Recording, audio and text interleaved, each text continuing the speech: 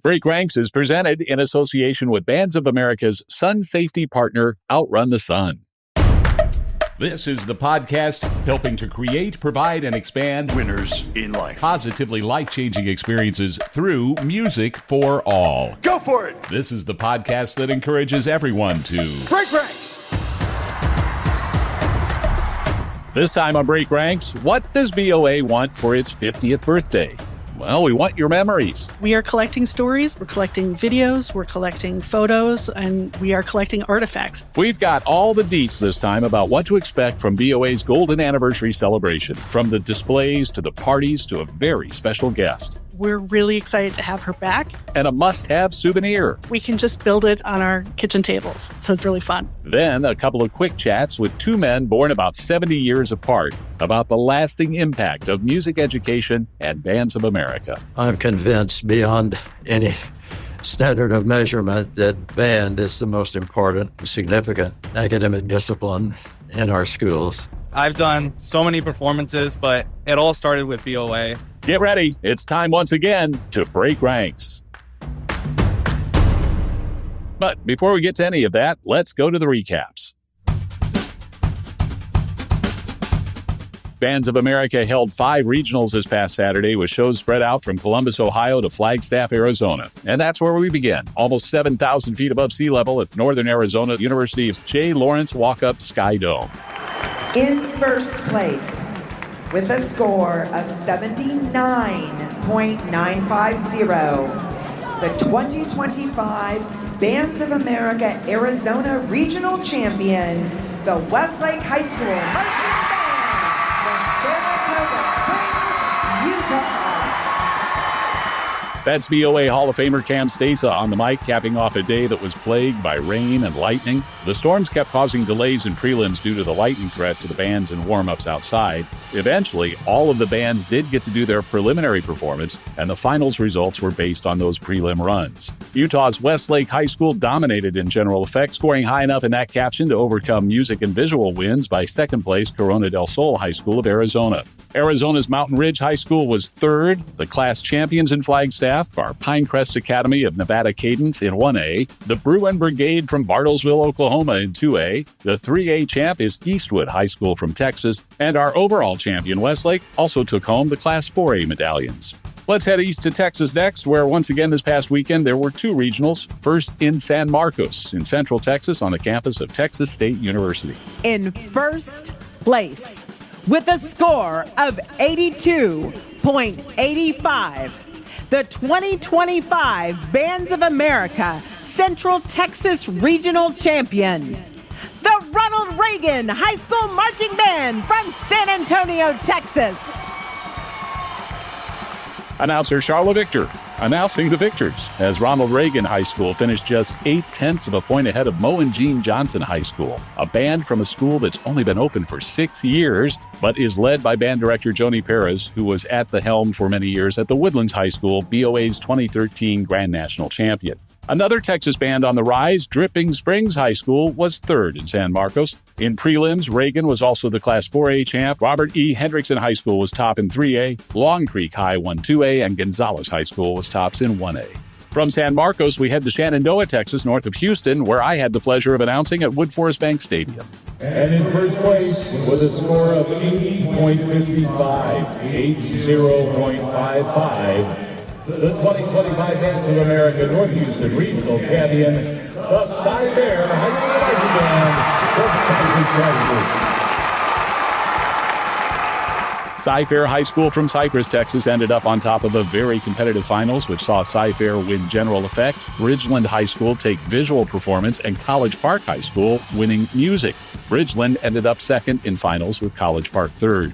In prelims, we had a Cinderella story unfold. Jean Tomas High School, a brand new school from Richmond, Texas, was performing in its very first band competition anywhere. And the band, comprising just freshmen, sophomores, and juniors, won the Class 2A medallions in prelims. Congrats to Director Kenneth Cox and all of the students at Jean Tomas on a great first effort. Clearbrook High School was the 3A winner in Houston, and the Woodlands High School took the 4A crown. Next, we head to L&N Federal Credit Union Stadium in Louisville, Kentucky. And in first place, with a score of 83.35. The 2025 Bands of America Kentucky Regional Champion, the Carmel High School Marching Band from Carmel, Indiana. BOA's Joining Us Challenge winner Nick Costella is still on the mic for us this season, announcing another regional win for the six-time BOA Grand National champ Carmel High School. In fact, 5 of the finalists in Louisville were from neighboring Indiana, including the top 3, as Castle High School came in second and Brownsburg was third in finals. Your class champs in prelims were Beechwood of Kentucky in 1A, Paul Lawrence Dunbar of Kentucky in 2A, Castle in 3A, and Carmel in 4A.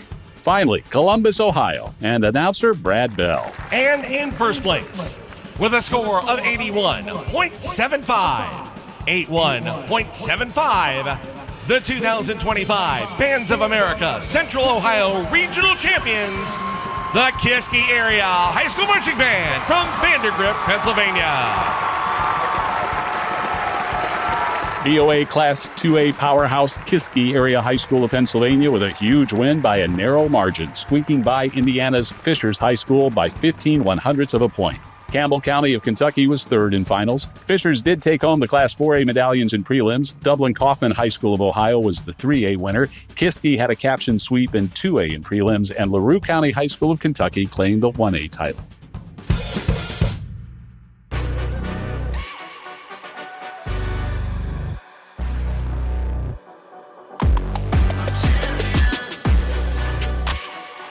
Well, this time on Break Ranks, we are going to dive deep into Bands of America's 50th anniversary celebration going on this year. It's already started, and we're going to get into it with Kathleen Heuer, who is the 50th anniversary project manager for Bands of America. Hi, Kathleen. Hi, Dan. It's so great to be with you.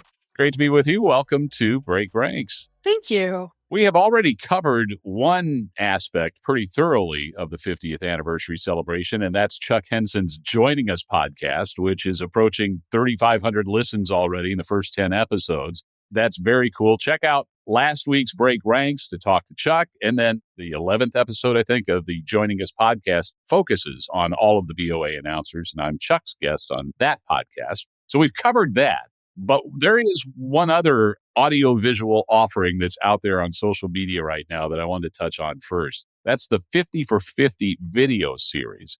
Explain what that is. That's already got over 1 million views on Facebook and Instagram. What's the 50 for 50 video series? It has. It's been really popular. Basically, what we had talked about doing was pulling together 50 performances from the entire span of the BOA era. And they're not necessarily all champions, but they're all important performances that we knew that people needed to see.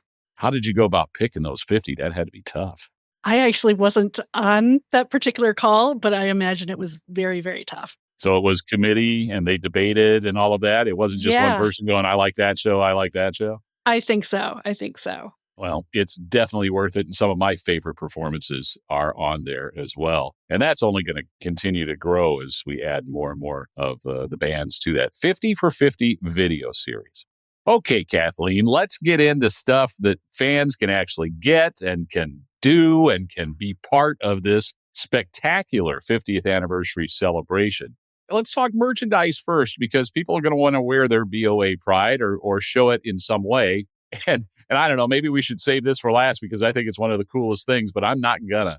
My wife and I have been talking about we need to get one of the Grand National Lucas Oil Stadium brick sets for our grandkids to put together. This is amazing. It's bricks, but you can build Lucas Oil Stadium? Yeah, absolutely. It's a whole lot of fun, and we've got it branded specially for the 50th. So it's neat to take a space that a lot of us have been inside and spent many hours there. And now we can just build it on our kitchen tables. So it's really fun. It's just a great keepsake. Absolutely. We're super excited about it. One of the things you can wear are all of these vintage Bands of America shirts that are going to be for sale this year. And looking back over the past 50 years, grabbing some of the most popular designs over the decades. Right. How many different shirts are available? Let's see. I think we've got 3 designs for sure.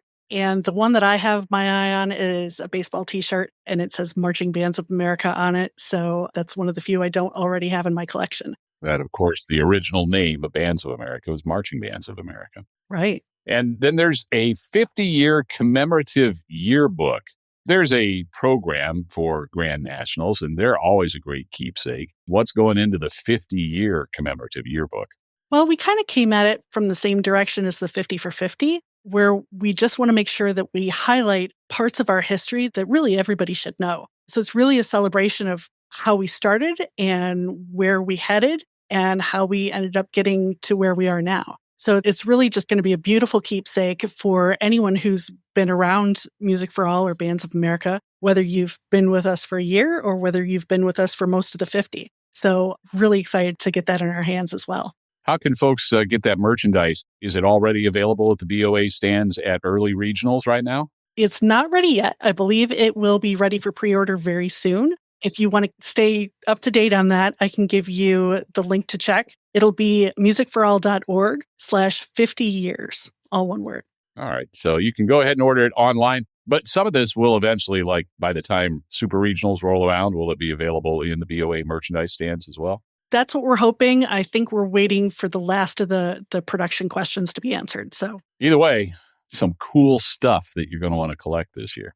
Let's turn our focus to Grand Nationals week because there's a lot going on in downtown Indianapolis, especially around the stadium and around the convention center. First of all, what are we going to see when we're walking around downtown Indy? We do anything special? Yeah, we're going to make sure that we've got some decorations happening around downtown Indianapolis, celebrating our 50th. Look for it around Lucas Oil Stadium, of course, and the Indiana Convention Center as well. So we'll have that spread out for everybody to enjoy.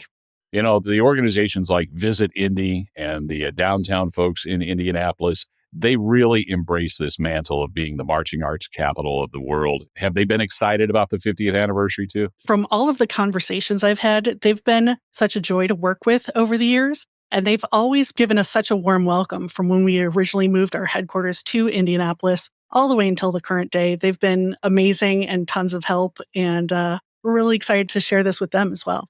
The history of Bands of America will be on full display for visitors to Grand Nationals.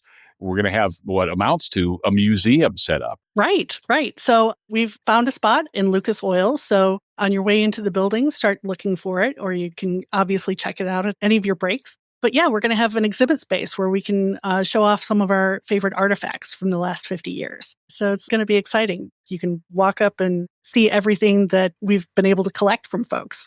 Tell me about curating that and who's in charge of it. Where did we get the exhibits for that? Yeah, so we asked a few months ago for people to submit whether or not they had an artifact that might be something suitable for the museum. So a number of the pieces are from there. Others are just kind of word of mouth, like, hey, I heard you guys have your 50th coming up. Have you seen this item that I kept from 1981? Oh. So it's just been people sort of reaching out and saying, I have something cool that you should see, and I think everybody should see it. So a lot of generous people have donated artifacts for us to display. Who is in charge of that particular exhibit? It's primarily me and a staff member. And of course, we've got a number of folks in the office tag teaming and helping us out with all of it as well. Yeah. Is there one particular item that's really stood out to you? Oh, wow. Let's see. There's actually one item that we don't have yet, but wish that we did. Oh. And I'll throw this out there because I've heard that they exist. And so maybe somebody has a way to get them. When we started the National Concert Band Festival, I have heard that at the first festival and maybe subsequent festivals, but at least at the first festival, all of the adjudicators and clinicians signed program books for each other.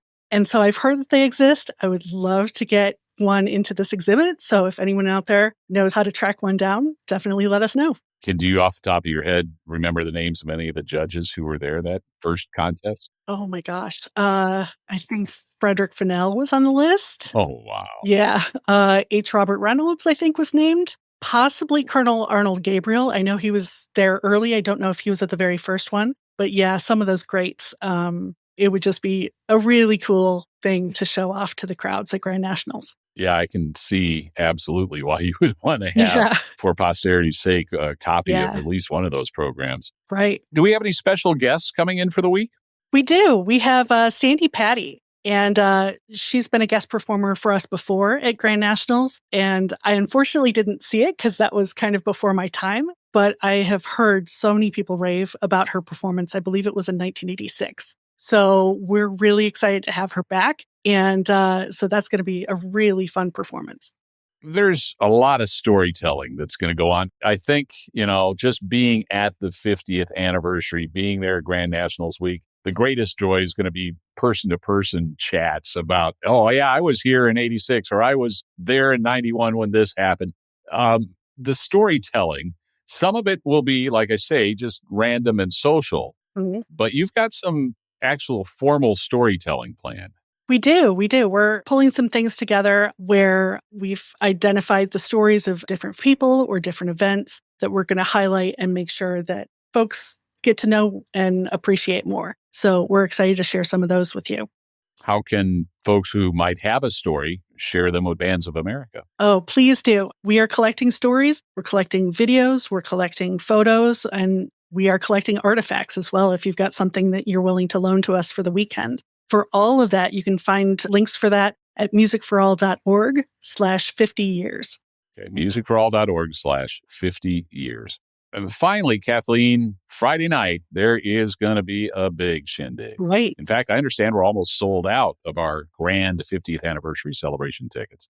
Absolutely. Tickets to that are moving fast. So if you think that you'd like to be there, it will be in the evening after performances conclude. So tables are on sale as we speak, and they are going fast. So make sure you head to the same website, musicforall.org/50years, and you can find out all the details there on that event. Pretty pricey? No, it's we really wanted to make it within reach of most people. So yeah, it's pretty affordable. All right. I'll be there, and I hope I see a lot of you there too.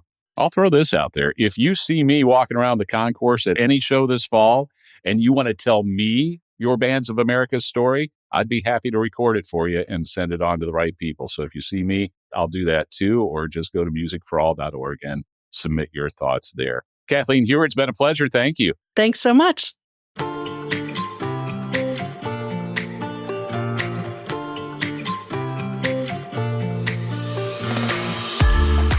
Break Ranks is presented in association with our sun safety partner, Outrun the Sun. I'm joined by Outrun the Sun dermatologist, Dr. Christy Waterman.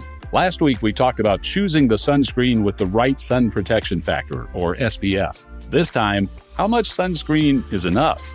How thickly do you have to slather it on? Do you have to walk around looking like you've got white glue on your body? Or does the thin layer do as much protection as a thick layer? Sure. So, sunscreens really work by creating a layer, a uniform layer of protection to provide, that barrier between your skin and the sun. So it can be difficult to understand how much sunscreen really to put on. For face and neck, we usually say about 2 finger lengths. So if you're putting on, just kind of a lotion or a cream sunscreen, if you just apply it to your first 2 fingers from kind of the base of the finger to the tip, 2 of those should be adequate to cover kind of your face and neck. And then if you're doing kind of full body sunscreen, you usually say a shot glass full or about an ounce.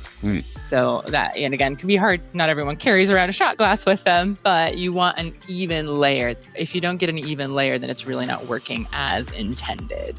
How often do you need to reapply it?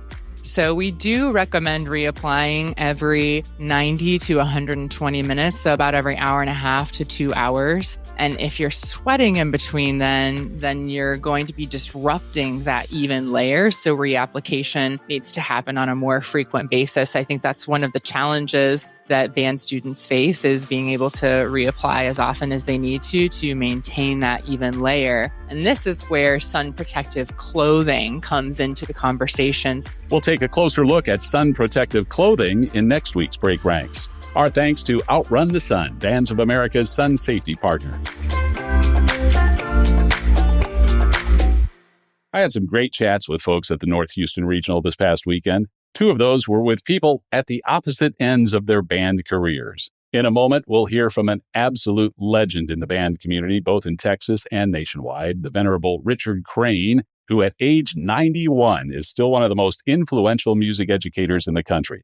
But first, I want you to meet Andrew Robles. I ran into Andrew outside of Woodforest Bank Stadium as he waited to perform in exhibition with the Spirit of the University of Houston Cougar Marching Band.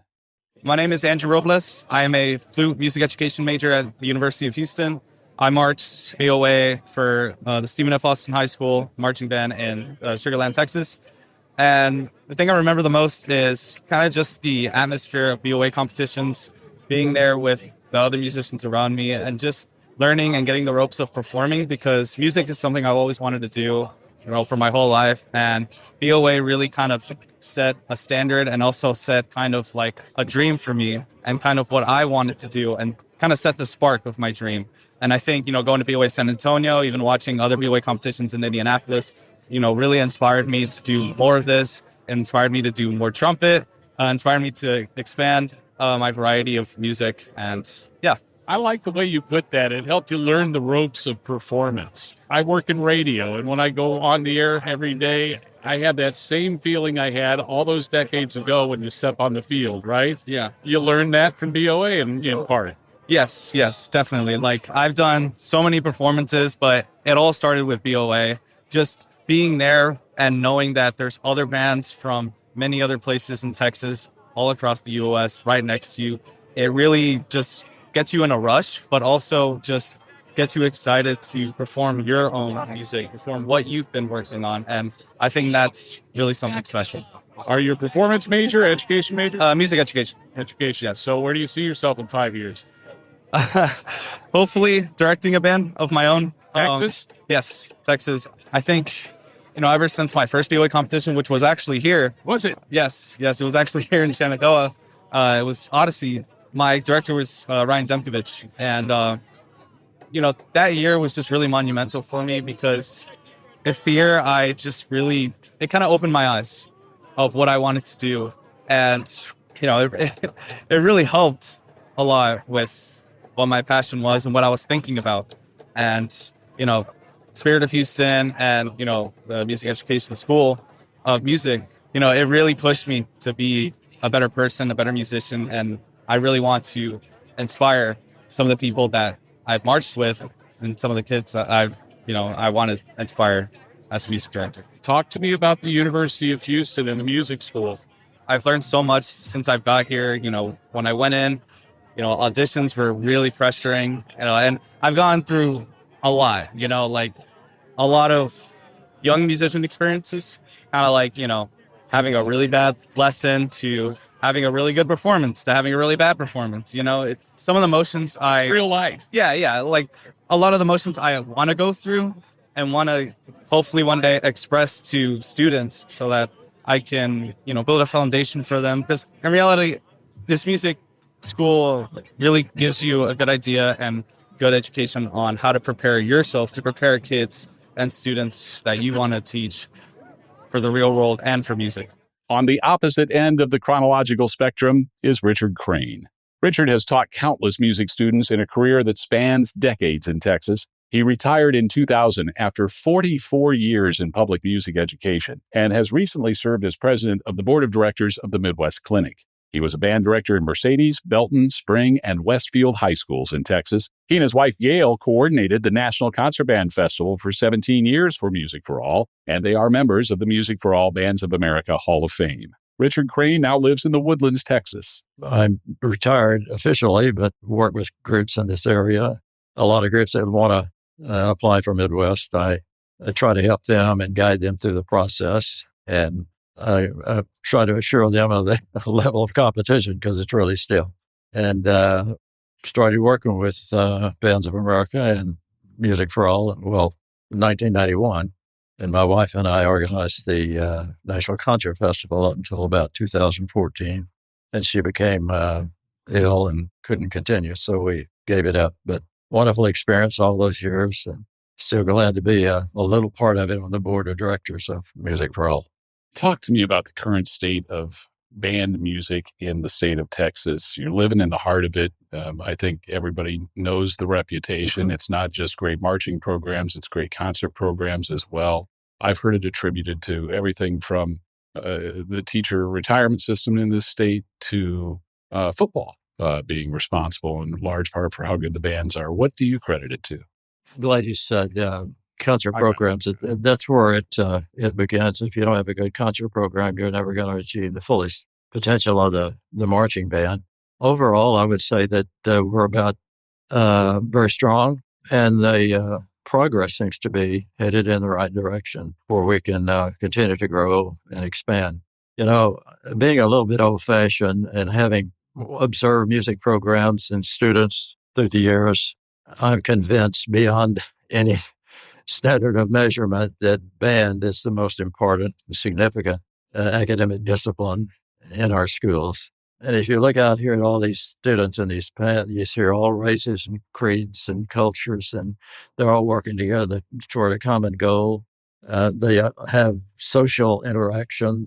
During COVID, I had parents tell me that after 2 weeks at home, sequestered, that the students change their whole personalities because they miss that peer relationships.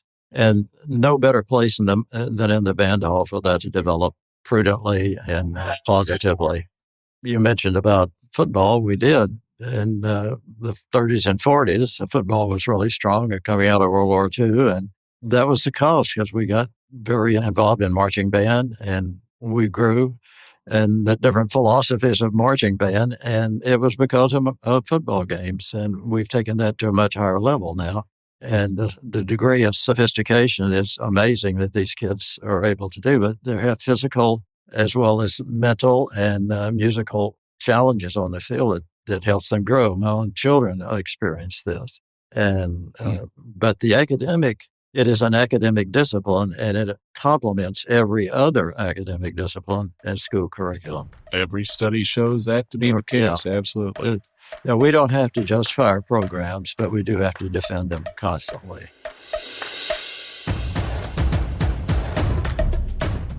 My thanks to Richard Crain, Andrew Robles, and Kathleen Heuer for joining me this week. Next week, we'll scan the results from 5 more BOA regionals and find out what it's like when your band is selected to perform in the Rose Parade. Until then, Break Ranks is presented in association with Outrun the Sun, Music for All's Sun Safety Partner. I'm Dan Potter. Go for it. Break Ranks.